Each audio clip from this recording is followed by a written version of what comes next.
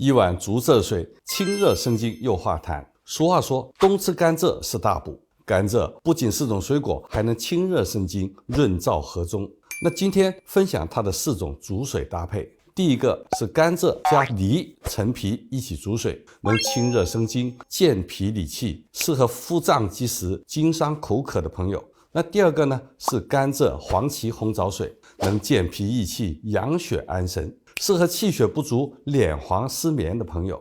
那第三个是甘蔗加生姜、白萝卜煮水，能驱风散寒、止咳化痰，适合受寒引起的咳嗽、胃口不好的朋友。你记住了吗？